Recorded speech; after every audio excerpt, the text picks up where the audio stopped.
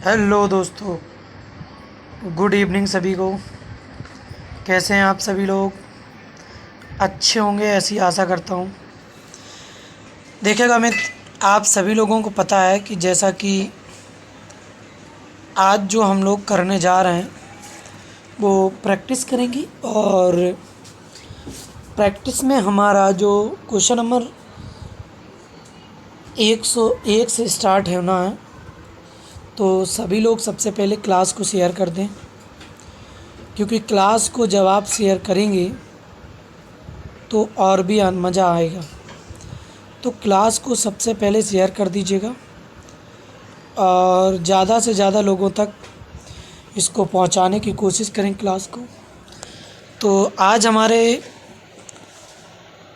जो क्लास में जितने लोग भी हैं वो सभी लोग आंसर देते रहेंगे और हम आपको आंसरों के क्वेश्चन के जवाब भी देंगे। चलिएगा शुरू करते हैं हम लोग क्लास को। तो जिसमें लिखा हुआ है 101 नंबर में अशुद्ध शब्द बताना है।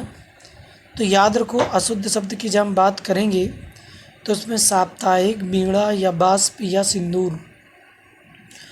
तो याद रखो, साप्ताहिक होता, साप्ताहिक नहीं होता है। तो इसका आंसर जो है वो ए नंबर, इसका आंसर सही है। ता में बड़ा की मात्रा नहीं होती, साप्ताहिक, ए नंबर अशुद्ध है। बाद बाकी 102 की बात करेंगे तो इसमें भी अशुद्ध पूछा है।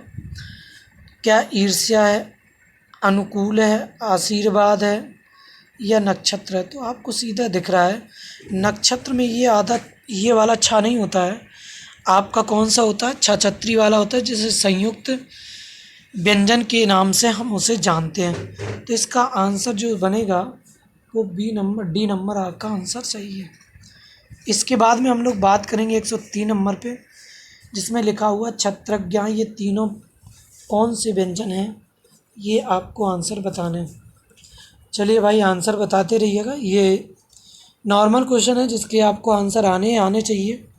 अगर इन क्वेश्चनों को आपको आंसर नहीं आते हैं तो फिर आपको दिक्कत होने वाली है।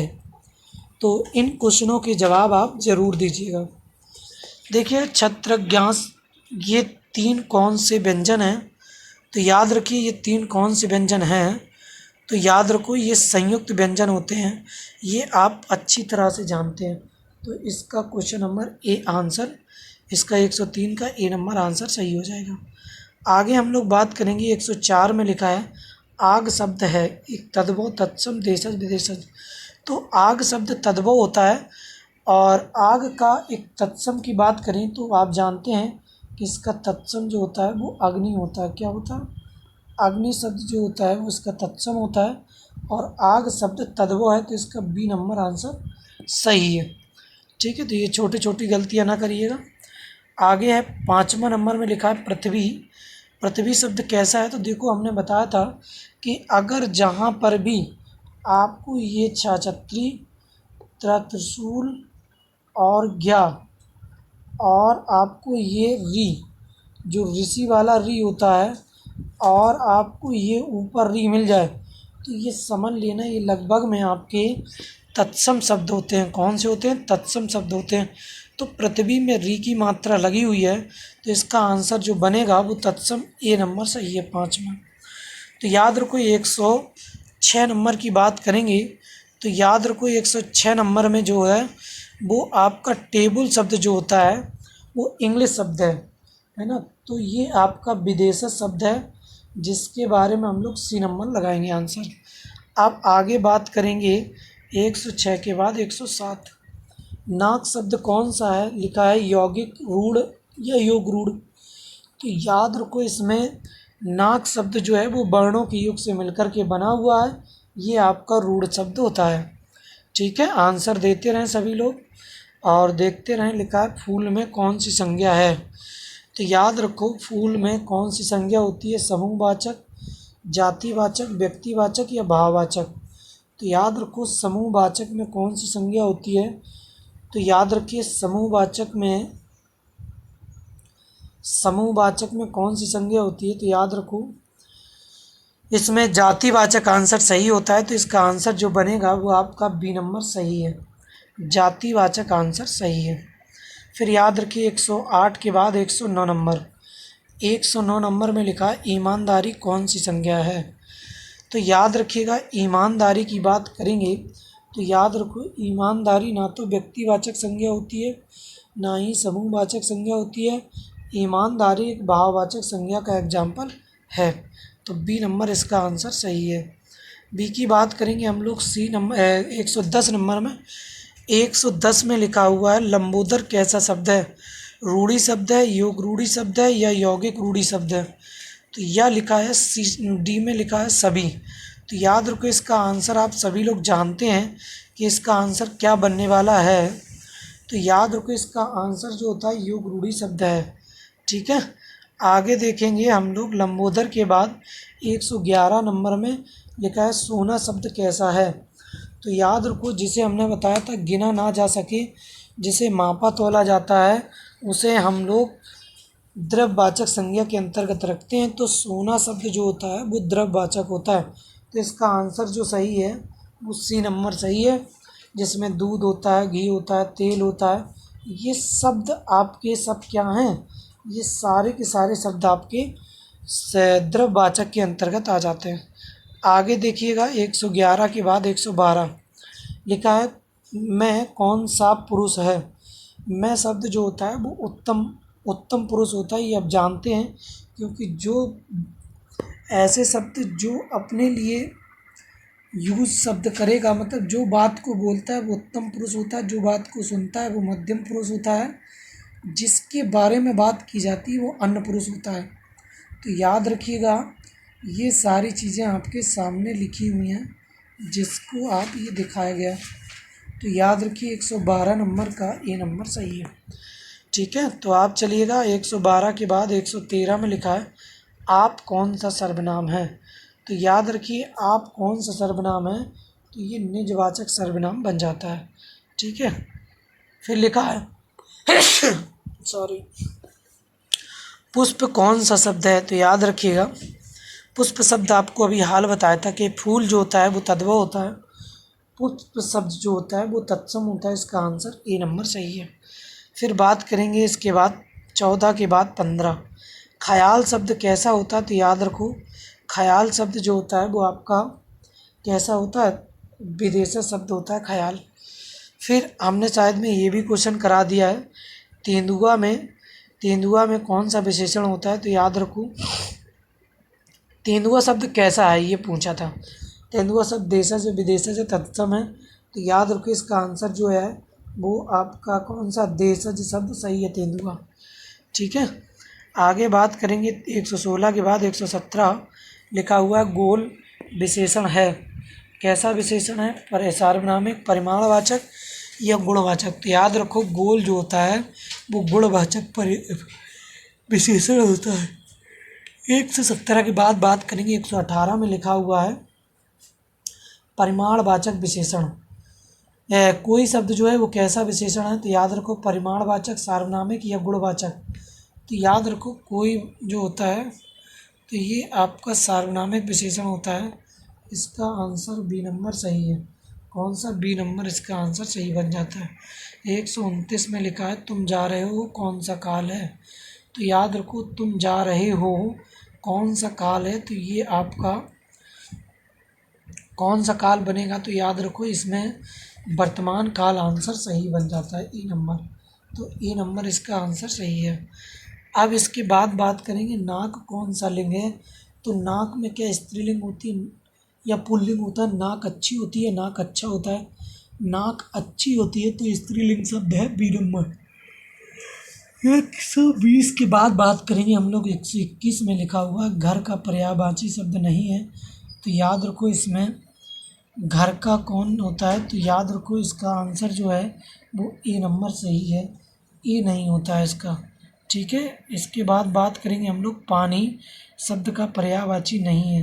तो याद रखो पानी शब्द का पर्यायवाची कौन नहीं है, तो सर शब्द नहीं होता है। ठीक है, आगे बात करेंगे हम लोग लिखा है नीलकंठ में कौन सा समास होता है। तो नीला है कंठ जिसका, तो इसमें कर्मधारय समास है। ठीक है। इसके बाद याद करिए, मैं आज नहीं पढ़ूँगा कौन सा वाक्य है।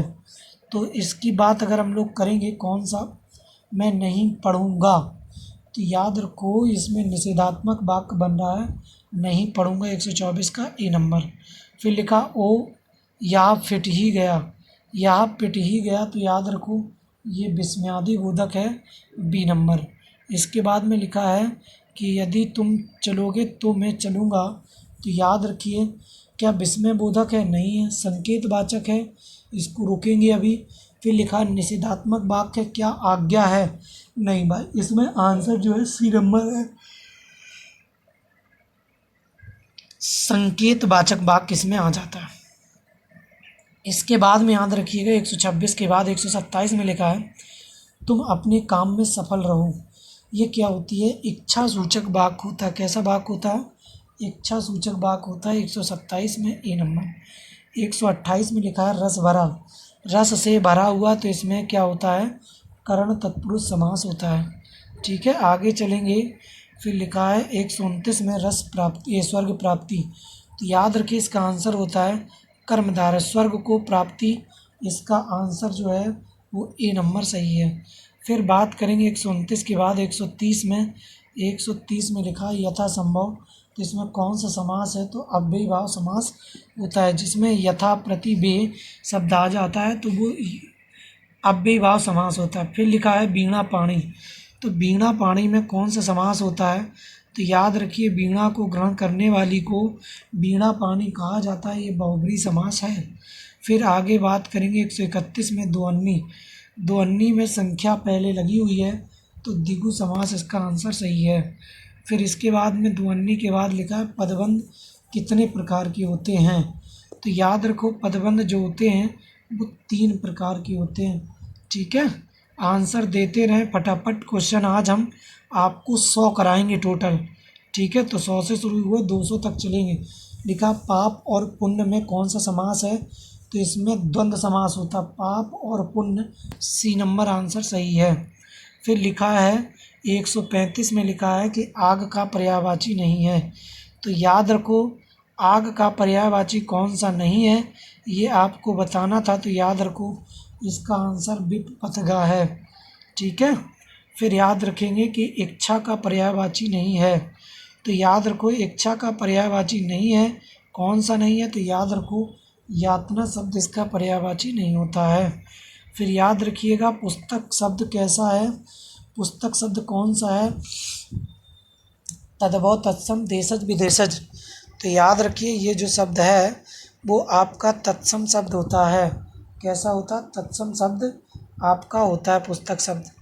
याद रखिए इसके बाद में प्रतिदिन कौन सा समास है, तो याद रखिएगा प्रतिदिन समास जो होता है वो आपका, आप जानते हैं कि प्रति यथा प्रति भी आ जाए तो अव्ययी भाव समास होता है।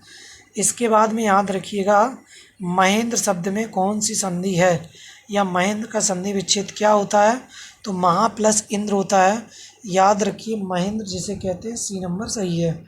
आगे हम लोग चलेंगे 139 के बाद 140 में। 140 में लिखा है वर्णों के समूह को क्या कहते हैं, तो याद रखो वर्णों के समूह को हम लोग जानते हैं कि वर्णों के समूह को या व्यवस्थित समूह को वर्णमाला के नाम से जानते हैं, तो इसका आंसर वर्णमाला सही हो जाएगा। 141 के बाद लिखा है वाक्य में अशुद्ध भाग का चयन करिए। अशुद्ध भाग देखना था कि अशुद्ध भाग का चयन बताना था क्या होता है, तो याद रखो राम ने धनुष भंग करते ही, राम के धनुष भंग करते ही दूसरे राजाओं के वक्ष पर सांप लौटने लगे, तो याद रखो इसका अशुद्ध भाग बताना था कौन सा है, तो याद रखो वक्ष पर सांप लौटने लगे, ये आपका सी नंबर गलत है। आगे देखेंगे 141 में लिखा वाक्य में अशुद्ध भाग का चयन करिए। तुम कक्षा में आते हो, तुम कक्षा में आते हो, फिर बी नंबर है कोई त्रुटि नहीं, साथ क्यों नहीं लाते हो, तो तुम्हारी पुस्तक, तो याद रखो हमें तो इसका आंसर डी नंबर लग रहा भैया, इसमें डी नंबर गलत है कि ये शुद्ध वाक्य नहीं है, अशुद्ध है, याद रखो। फिर लिखा है रचना की दृष्टि से शब्द के भेद कितने होते हैं। तो आप भी जानते हैं, मैं भी जानता हूँ कि 3 शब्द होते हैं, रूढ़ि, योग रूढ़ि और यौगिक रूढ़ि। ठीक है। 143 के बाद 44 में लिखा संज्ञा के भेद कितने होते हैं। तो संज्ञा के भेद 5 होते हैं। ठीक है। फिर बात करेंगे 145 में लिखा है कि विकारी और अविकारी शब्द के कितने भेद होते हैं। तो विकारी और अविकारी के भेदों की संख्या 4 होती है। विकारी के भेद होते हैं क्या, संज्ञा, सर्वनाम, क्रिया, विशेषण। अविकारी के भेद होते हैं क्रिया विशेषण और समुच्चय बोधक, संबंध बोधक, विस्मयादि बोधक। तो ये इसके भी 4 होते हैं। फिर बात करेंगे 146 में लिखा है विशेषण कितने प्रकार के होते हैं। तो याद रखिए विशेषण जो होते हैं वो कितने प्रकार के होते हैं। तो आप जानते हैं कि विशेषण के प्रकार 4 होते हैं। ठीक है। तो ये कहानी है इसकी। इसके बाद लिखा हुआ है 147 में यथा समय का कौन सा समास है। तो हम बता चुके हैं कि जहाँ पर आगे शब्द यथा लग जाए, प्रति लग जाए, याद रखो यथा प्रति और वे शब्द मिल जाएं तो ये शब्द आपके अव्ययीभाव समास होते हैं। ठीक है। तो 147 के बाद 148 में लिखा प्रत्येक में क्या कौन सा समास है। तो इसमें प्रति प्लस एक बनेगा, तो इसका आंसर जो है वो अव्ययीभाव समास बन जाएगा भाई साहब। ठीक है। तो याद रखो प्रति प्लस एक अव्ययीभाव समास बनेगा। फिर 148 के बाद 149 तिरंगा है। तो याद रखिए कर्मधारय समास, बहुब्रीहि समास, द्वंद्व समास। तो याद रखिएगा। अब हम आपसे जब इसकी बात करेंगे तो कौन सा समास होता है। तो इसमें आपका बहुब्रीहि समास होता है। याद रखिएगा उसमें आपका तिरंगा में बहुब्रीहि समास होता है। फिर हम बात करेंगे 149 के बाद 150 में लिखा कवि का स्त्रीलिंग रूप क्या है। तो याद रखिएगा कवि का स्त्रीलिंग रूप जो होता है वो कवयित्री होता है। तो सी नंबर इसका शुद्ध रूप है। ठीक है। अब बात करेंगे कवि के बाद लिखा है 151 में सूर्य शब्द का स्त्रीलिंग। तो याद रखो ये हमने आपको पढ़ाया है, इसका आंसर आपको देना पड़ेगा और अगर जितने लोग गलत देंगे वो सारे के सारे मार खाएंगे, है ना। चलो भाई आंसर देना शुरू कर दो इसका। 151 का आंसर दीजिएगा, क्या आंसर सही है। चलो भाई बोलो ज़रा, क्वेश्चन बोलते रहो, आंसर बताते रहो, कौन सा आंसर है बताइएगा। जितने लोग भी दे रहे हैं लगभग में वो आधे से ज़्यादा तो सही दे रहे हैं, लेकिन कुछ लोग जो हैं जिनका पढ़ा नहीं है वो गलतियां कर रहे हैं। तो याद रखो सूर्य शब्द का जो स्त्रीलिंग होता है वो सूर्य होता है। इसका आपको बताया था शुक्ला का शुक्ल होता है ना। तो ऐसे शब्द जो होते हैं जिनमें बड़ा की मात्रा लगा करके स्त्रीलिंग बना लेते हैं। फिर लिखा है कि वृक्ष पेड़ से फल गिरा, इस वाक्य में कौन सी विभक्ति है। तो याद रखो आप जानते हैं कि पेड़ से फल अलग हो रहा है, तो इसमें अलग होने में अपादान कारक होता है। ठीक है। पेड़ से फल गिरा। 152 के बाद 153 में याद रखिए वह कुल्हाड़ी से वृक्ष काटता है। तो याद रखो कर्ण से, तो इसमें जो है वो आपका कर्ण तत्पुरुष समास बन जाता है। सी नंबर इसका आंसर सही है। फिर लिखेंगे 154 में लिखा माँ ने बच्चे को सुलाया। तो याद रखो कर्ता ने कर्म को, तो इसमें आपका कर्म शब्द है। ठीक है। अब आगे देखिएगा, इसमें बात करेंगे 155 में अध्यापक शब्द का स्त्रीलिंग क्या होता है। तो अध्यापिका होता है। तो इसका आंसर ए नंबर सही है। क्या बनेगा भैया, ए नंबर सही है। आगे बात करेंगे 156 में लिखा है नायक शब्द का स्त्रीलिंग शब्द क्या होता है। तो याद रखिएगा नायिका शब्द होता है जिसे हम लोग सी नाम से जानते हैं।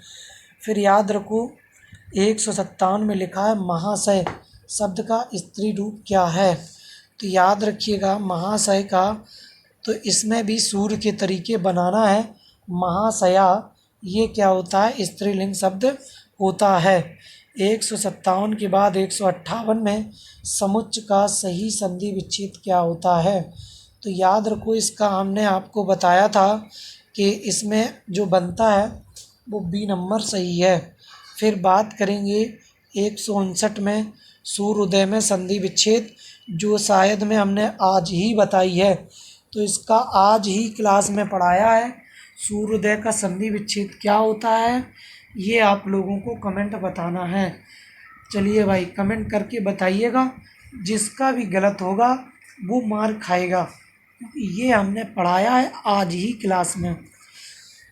हाँ भाई, बताइएगा। सूर्योदय का संधि विच्छेद करेंगी तो याद रखो सूर्य प्लस उदय, इसका आंसर सही होता है। लगभग में अधिकांश स्टूडेंट ने सही आंसर दिया, 80 नंबर। इसमें कौन सी संधि है, तो देखो ऊपर एक मात्रा दिख रही है तो गुण संधि बन जाती है। फिर कहता है समास के कितने प्रकार होते हैं, तो याद रखो समास के प्रकार 6 होते हैं। कितने होते हैं, समास के प्रकार 6 होते हैं। याद रखिए, पूछा है आपसे कि क्या आप जा रहे हैं, तो क्या में कौन सा निपात है, तो याद रखो सीधा होता है। क्या शब्द जो है वो प्रश्नबोधक होता है, तो क्या निपात है, तो प्रश्नबोधक है। फिर लिखा मैं भी यह जानता हूँ, इस वाक्य में भी शब्द कैसा निपात है, तो याद रखो ये आपको दिख रहा है कि मैं भी जानता हूँ, तो इसमें बलदायक निपात है। ए नंबर इसका आंसर सही है।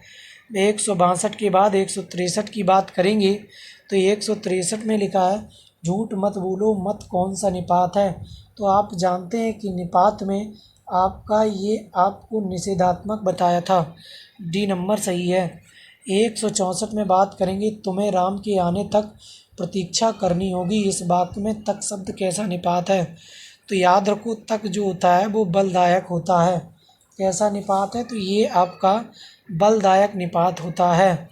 तो याद रखो आगे लिखा है, क्या लिखा है पशु पक्षी ही अपना हित समझते हैं, इस वाक्य में ही शब्द कैसा निपात है, तो याद रखो ये भी ही शब्द जो होता है वो आपका बलदायक निपात होता है, बी नंबर।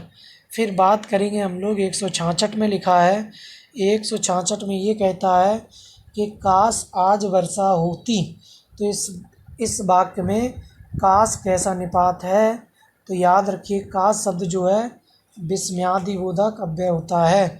सी नंबर इसका आंसर सही है।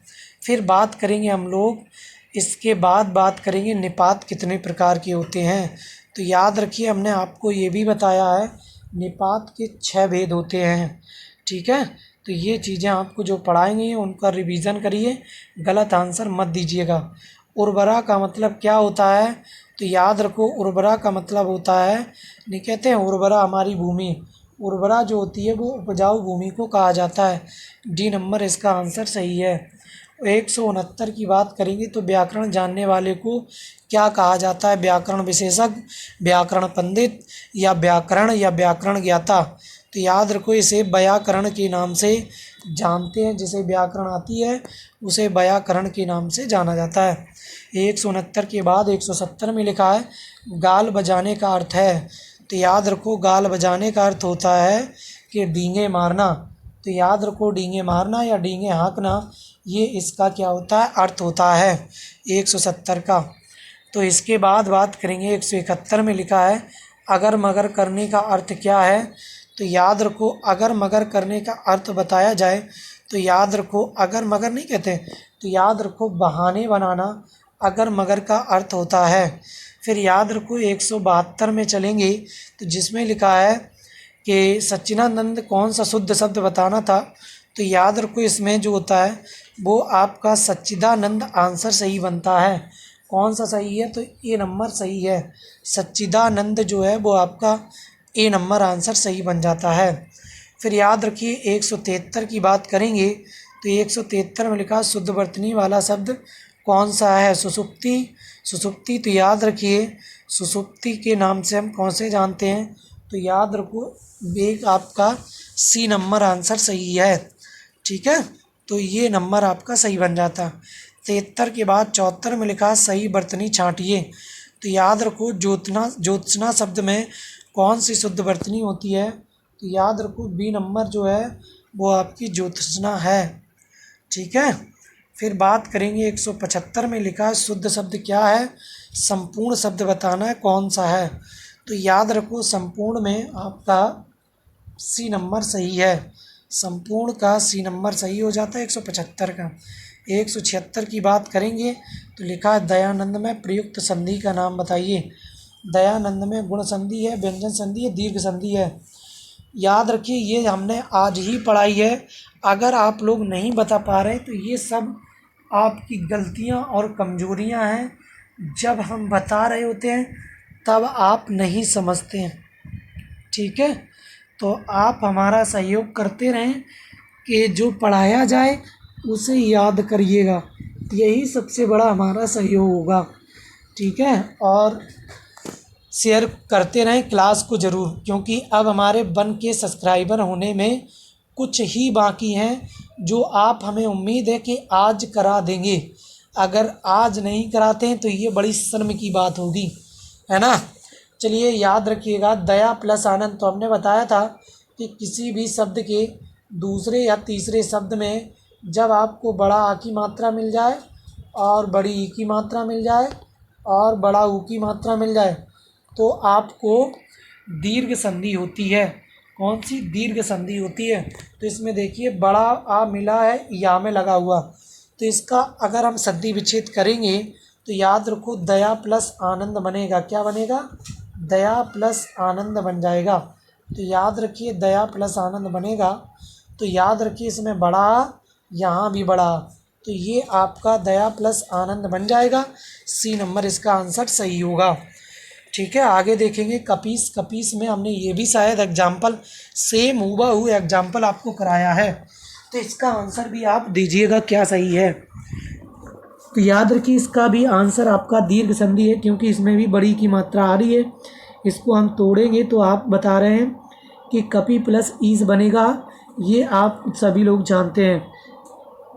आगे चलेंगे 177 के बाद 178 में। तो याद रखो 178 में लिखा सदैव। ये संधि अभी हमने नहीं पढ़ाई है, ये संधि पढ़ानी बाकी है। तो याद रखो ये वृद्धि संधि है। इसमें कौन सी? वृद्धि संधि। लेकिन वृद्धि संधि ऑप्शन में नहीं दी है, तो हम क्या करेंगे?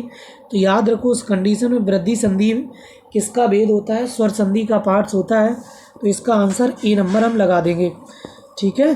फिर 78 के बाद 79 में लिखा है सम्मति। तो याद रखो इसमें व्यंजन संधि होती है, जिसको हम लोग सत प्लस मति बनाते हैं। बी नंबर इसका आंसर सही है, व्यंजन संधि है। इत्यादि में याद रखो ये भी नहीं पढ़ाई है। यार अलावा के पहले आधा वर्ण मिलता है तो यण वर्ण होता है, यण संधि होती है। तो इसका आंसर बनेगा इति प्लस आदि। तो इसका सी नंबर बी नंबर आपका आंसर सही है। फिर आगे चलेंगे 180 के बाद 181, जिसमें लिखा है निम्न में से कौन सा शब्द वृद्धि संधि का उदाहरण नहीं है। तो याद रखो वृद्धि संधि का उदाहरण कौन सा नहीं है।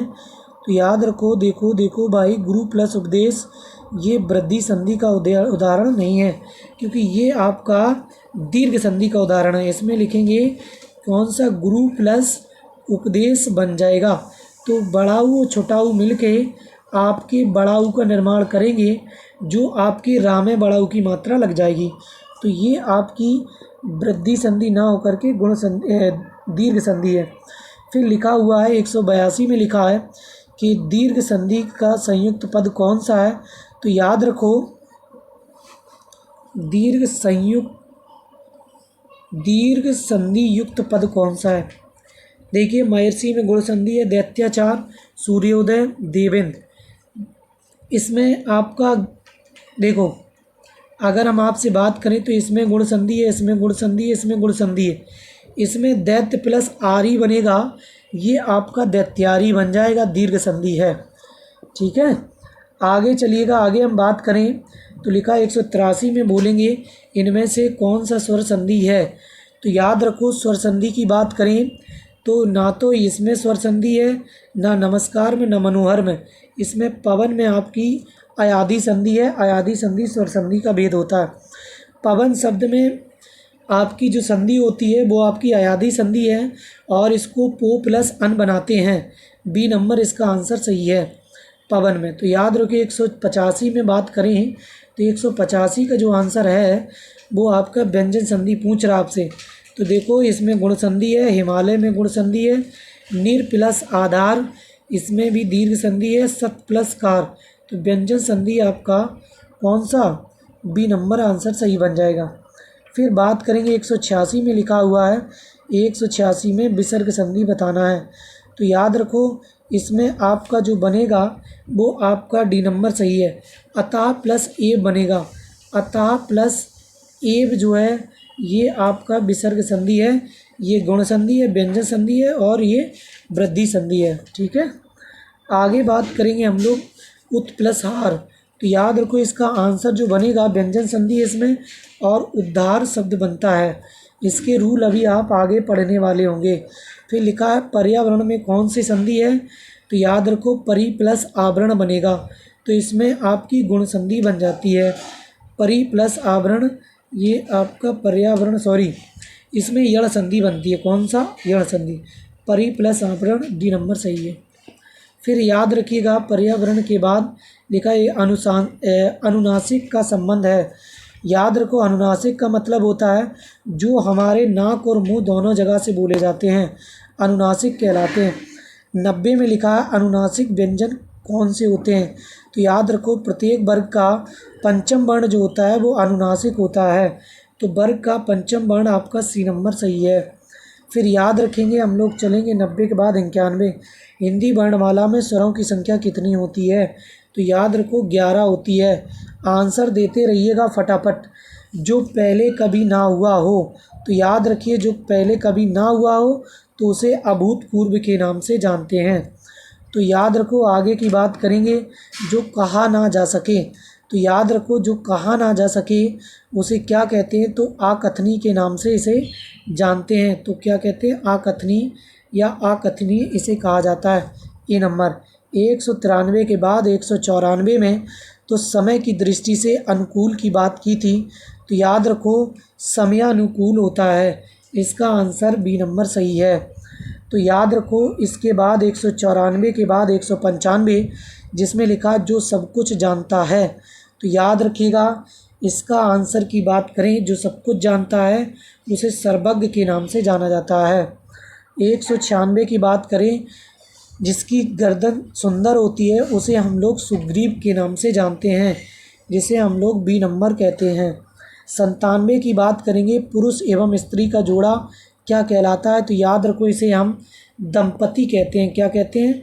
दंपति के नाम से जानते हैं पुरुष और स्त्री का जोड़ा। याद रखो 198 में लिखा है कि कार्य को नए ढंग से करने की पद्धति को क्या कहते हैं। तो याद रखो इसे नवीनीकरण के नाम से जाना जाता है। डी नंबर सही है।